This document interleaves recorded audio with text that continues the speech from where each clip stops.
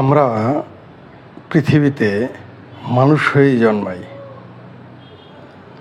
কিন্তু আমরা কেউ মানুষ হয়ে মরতে পারি না।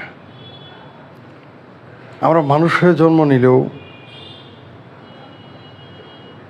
আমরা কেউ হিন্দু, কেউ মুসলমান, কেউ বৌদ্ধ, কেউ খ্রিস্টান, কেউ জৈন, কেউ পার্সি, কেউ ইহুদি হয়ে তারপর মারা যাই। আমরা মানুষ হতে পারি না। আমরা কি মানুষ হতে পারি না, নাকি মানুষ হওয়ার চেষ্টা করি না, নাকি আমাদের সমাজ ব্যবস্থা, আমাদের রাষ্ট্র ব্যবস্থা আমাদের মানুষ হয়ে মরতে দেয় না? কোনটা সত্য? আমরা তো সবাই মানুষ হয়ে জন্মি, তাই না? আমরা তো কেউ গরু, ছাগল, ভেড়া, সাপবিচ্ছু হয়ে জন্মাইনি, মানুষ হয়েই জন্ম নিয়েছিলাম।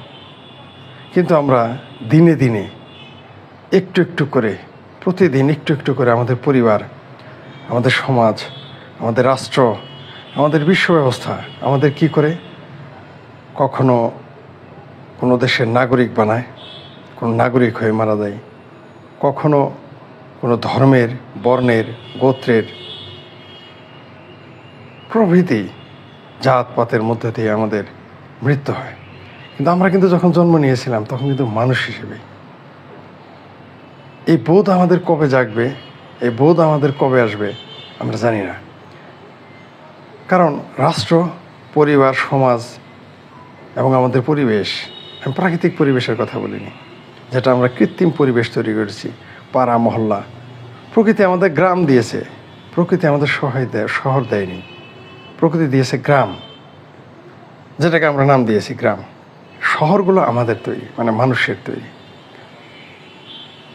এই নগর পাথরের শহর, যেখান থেকে সারা পৃথিবী নিয়ন্ত্রণ করা হয়। গ্রাম থেকে কিন্তু কখনো শহর নিয়ন্ত্রণ করে না, তাই না? আচ্ছা, এটা বিপরীত হয় না কেন? শুধু শহর থেকে নগর, শহর থেকে নগর, নগর থেকে গ্রাম, এটা না হয়ে উল্টো হতে পারে না? গ্রাম থেকে শহর নিয়ন্ত্রণ করবে, তাহলে কেমন হতো?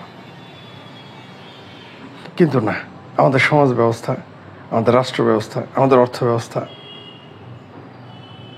আমরা সেভাবে তৈরি করতে পারিনি।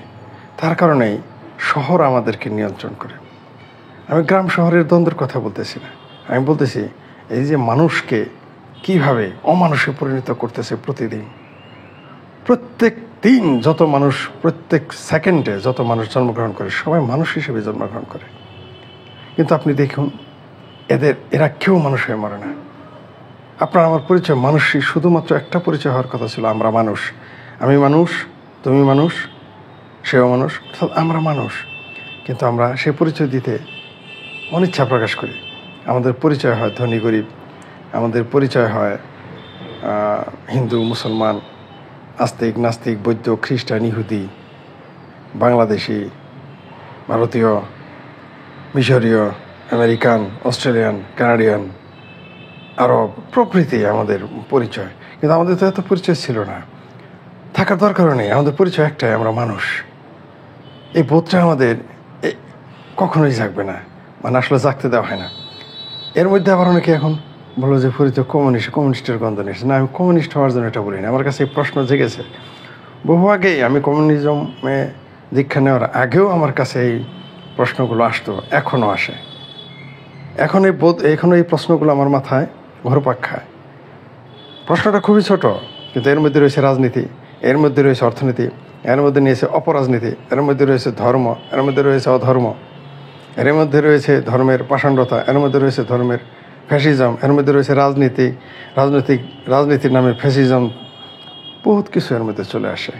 কিন্তু এগুলো সমাধানের কথা কেউ বলবে না। আমরা মুখে মুখে বিশ্ববিদ্যালয়গুলোতে, উপাসনালয়গুলোতে বারবার ঐক্যের কথা বলে, মিথ্যে কথা।